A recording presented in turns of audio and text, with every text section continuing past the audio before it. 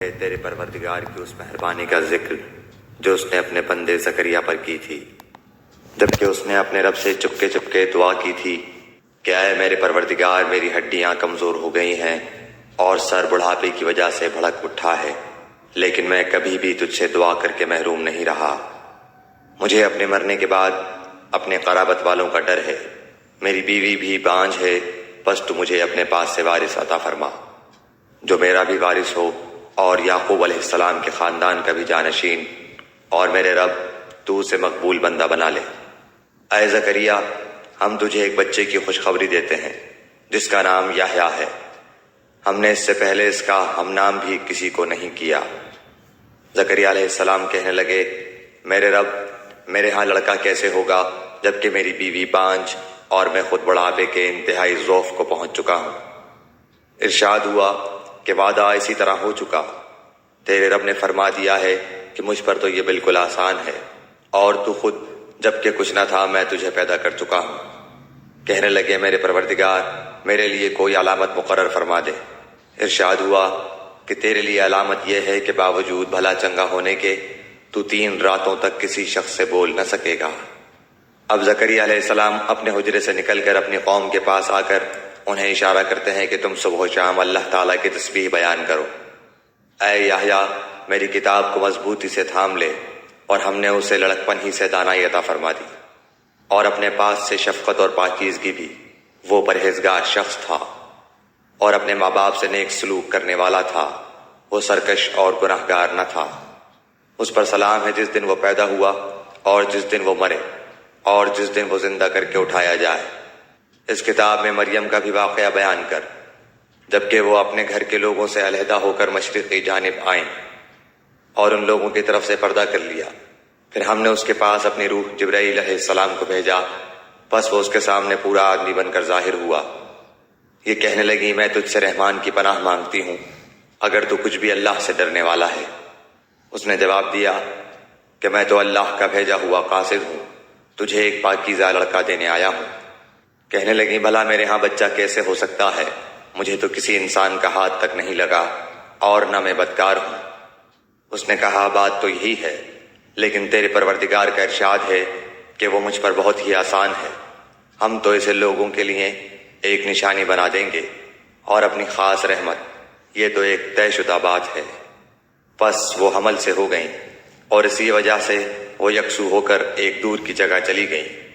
پھر درج ذیل اسے ایک کھجور کے تنے کے نیچے لے آیا، بولی، کاش میں اس سے پہلے ہی مر گئی ہوتی اور لوگوں کی یاد سے بھی بھولی بسری ہو جاتی۔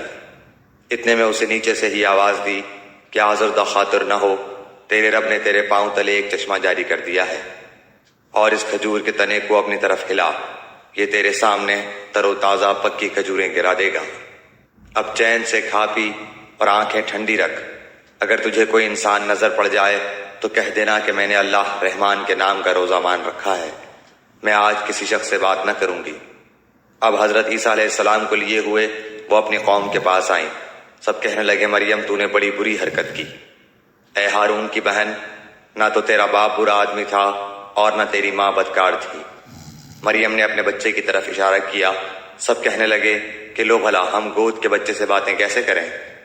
بچہ بول اٹھا کہ میں اللہ تعالیٰ کا بندہ ہوں، اس نے مجھے کتاب عطا فرمائی اور مجھے اپنا پیغمبر بنایا ہے، اور اس نے مجھے بابرکت کیا ہے جہاں بھی میں ہوں، اور اس نے مجھے نماز اور زکوٰۃ کا حکم دیا ہے جب تک بھی میں زندہ رہوں، اور اس نے مجھے اپنی والدہ کا خدمت گزار بنایا ہے اور مجھے سرکش اور بدبخت نہیں کیا، اور مجھ پر میری پیدائش کے دن اور میری موت کے دن اور جس دن کہ میں دوبارہ زندہ کھڑا کیا جاؤں گا سلام ہی سلام ہے۔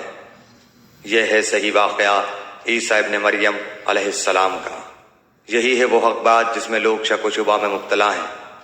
اللہ تعالیٰ کے لیے اولاد کا ہونا لائق نہیں، وہ تو بالکل پاک ذات ہے۔ وہ تو جب کسی کام کے سر انجام دینے کا ارادہ کرتا ہے تو اسے کہتا ہے کہ ہو جا، اسی وقت ہو جاتا ہے۔ میرا اور تم سب کا پروردگار صرف اللہ تعالیٰ ہی ہے، تم سب اسی کی عبادت کرو، یہی سیدھی راہ ہے۔ پھر یہ فرقے آپس میں اختلاف کرنے لگے، پس کافروں کے لیے ویل ہے ایک بڑے سخت دن کی حاضری سے۔ کیا خوب دیکھنے سننے والے ہوں گے اس دن جب کہ ہمارے سامنے حاضر ہوں گے، لیکن آج تو یہ ظالم لوگ صریح گمراہی میں پڑے ہوئے ہیں۔ تو انہیں اس رنج و افسوس کے دن کا ڈر سنا دے جب کہ کام انجام کو پہنچا دیا جائے گا اور یہ لوگ غفلت اور بے ایمانی میں ہی رہ جائیں گے۔ خود زمین کے اور تمام زمین والوں کے وارث ہم ہی ہوں گے اور سب لوگ ہماری ہی طرف لوٹا کر لائے جائیں گے۔ اس کتاب میں ابراہیم علیہ السلام کا قصہ بیان کر بے شک وہ بڑی سچائی والے پیغمبر تھے، جبکہ انہوں نے اپنے باپ سے کہا کہ ابا جان، آپ ان کی پوجا پاٹ کیوں کر رہے ہیں جو نہ سنیں نہ دیکھیں، نہ آپ کو کچھ بھی فائدہ پہنچا سکیں؟ میرے مہربان باپ، آپ دیکھیے میرے پاس وہ علم آیا ہے جو آپ کے پاس آیا ہی نہیں، تو آپ میری ہی مانیں، میں بالکل سیدھی راہ کی طرف آپ کی رہبری کروں گا۔ میرے ابا جان، آپ شیطان کی پرستش سے باز آ جائیں، شیطان تو رحم و کرم والے اللہ تعالیٰ کا بڑا ہی نافرمان ہے۔ ابا جان، مجھے خوف لگا ہوا ہے کہ کہیں آپ پر کوئی عذاب الہی نہ آ پڑے کہ آپ شیطان کے ساتھی بن جائیں۔ اس نے جواب دیا کہ اے ابراہیم، کیا تو ہمارے معبودوں سے روگردانی کر رہا ہے؟ سن، اگر تو باز نہ آیا تو میں تجھے پتھروں سے مار ڈالوں گا۔ جا، ایک مدت دراز تک تو مجھ سے الگ رہ۔ کہا اچھا، تم پر سلام ہو، میں تو اپنے پروردگار سے تمہاری بخشش کی دعا کرتا رہوں گا، وہ مجھ پر حد درجہ مہربان ہے۔ میں تو تمہیں بھی اور جن جن کو تم اللہ تعالیٰ کے سوا پکارتے ہو انہیں بھی سب کو چھوڑ رہا ہوں، صرف اپنے پروردگار کو پکارتا رہوں گا۔ مجھے یقین ہے کہ میں اپنے پروردگار سے دعا مانگ کر محروم نہ رہوں گا۔ جب ابراہیم علیہ السلام ان سب کو اور اللہ کے سوا ان کے سب معبودوں کو چھوڑ چکے تو ہم نے انہیں اسحاق و یعقوب علیہ السلام عطا فرمائے اور دونوں کو نبی بنا دیا، اور ان سب کو ہم نے اپنی بہت سی رحمتیں عطا فرمائیں اور ہم نے ان کے ذکر جمیل کو بلند درجے کا کر دیا۔ اس قرآن میں موسیٰ علیہ السلام کا ذکر بھی کر، جو چنا ہوا اور رسول اور نبی تھا۔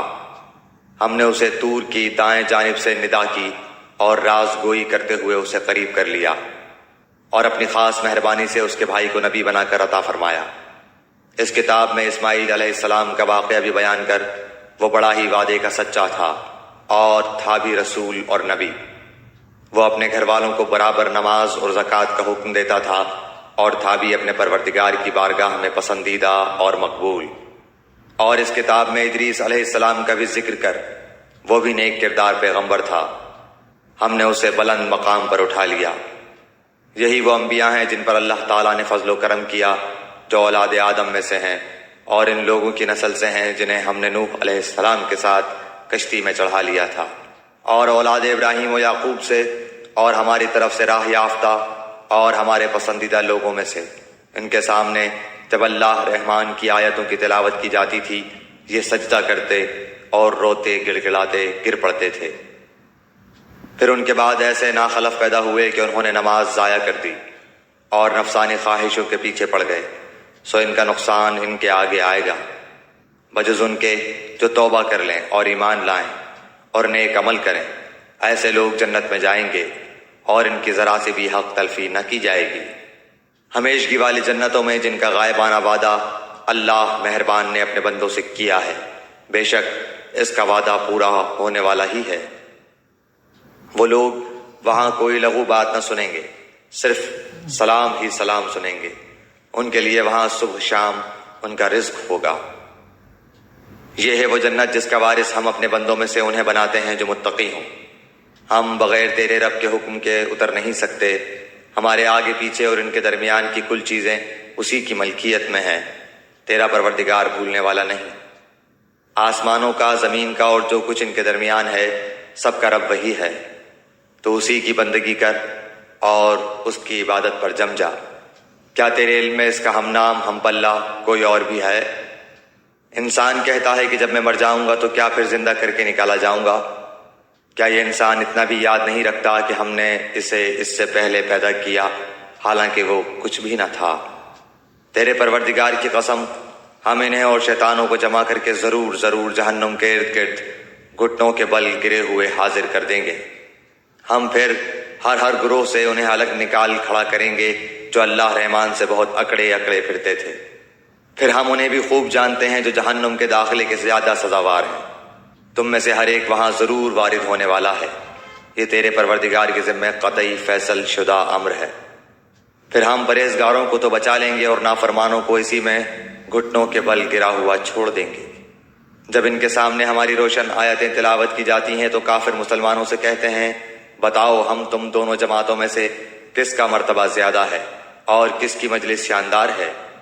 ہم تو ان سے پہلے بہت سی جماعتوں کو غارت کر چکے ہیں جو ساز و سامان اور نام و نمود میں ان سے بڑھ چڑھ کر تھیں۔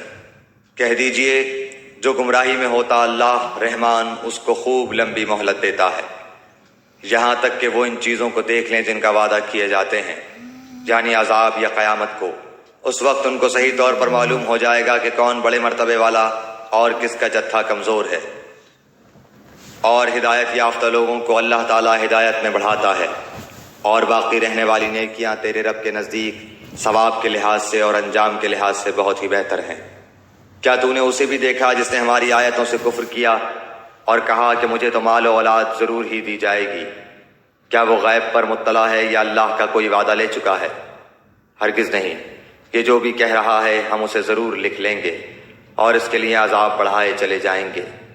یہ جن چیزوں کو کہہ رہا ہے اسے ہم اس کے بعد لے لیں گے، اور یہ تو بالکل اکیلا ہی ہمارے سامنے حاضر ہوگا۔ انہوں نے اللہ کے سوا دوسرے معبود بنا رکھے ہیں کہ وہ ان کے لیے باعث عزت ہوں، لیکن ایسا ہرگز ہونا نہیں۔ وہ تو ان کی پوجا سے منکر ہو جائیں گے اور الٹے ان کے دشمن بن جائیں گے۔ کیا تو نے نہیں دیکھا کہ ہم کافروں کے پاس شیطانوں کو بھیجتے ہیں جو انہیں خوب اکساتے ہیں؟ تو ان کے بارے میں جلدی نہ کر، ہم تو خود ہی ان کے لیے مدت شماری کر رہے ہیں۔ جس دن ہم پرہیزگاروں کو اللہ رحمان کی طرف بطور مہمان کے جمع کریں گے اور گناہ گاروں کو سخت پیاس کی حالت میں جہنم کی طرف ہانک لے جائیں گے۔ کسی کو شفاعت کا اختیار نہ ہوگا سوائے ان کے جنہوں نے اللہ تعالیٰ کی طرف سے کوئی قول قرار لے لیا ہے۔ ان کا قول تو یہ ہے کہ اللہ رحمان نے بھی اولاد اختیار کی ہے۔ یقیناً تم بہت بری اور بھاری چیز لائے ہو۔ قریب ہے کہ اس قول کی وجہ سے آسمان پھٹ جائیں اور زمین شق ہو جائے اور پہاڑ ریزے ریزے ہو جائیں کہ وہ رحمان کی اولاد ثابت کرنے بیٹھے۔ شان رحمان کے لائق نہیں کہ وہ اولاد رکھے۔ آسمان و زمین میں جو بھی ہیں سب کے سب اللہ کے غلام بن کر ہی آنے والے ہیں۔ ان سب کو اس نے گھیر رکھا ہے اور سب کو پوری طرح گن بھی رکھا ہے۔ یہ سارے کے سارے قیامت کے دن اکیلے اس کے پاس حاضر ہونے والے ہیں۔ بے شک جو ایمان لائے ہیں اور جنہوں نے شائستہ اعمال کیے ہیں ان کے لیے اللہ رحمان محبت پیدا کر دے گا۔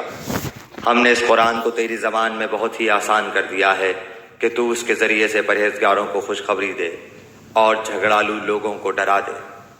ہم نے ان سے پہلے بہت سی جماعتیں تباہ کر دی ہیں، کیا ان میں سے ایک کی بھی آہٹ تو پاتا ہے یا ان کی آواز کی بھنک بھی تیرے کان میں پڑتی ہے؟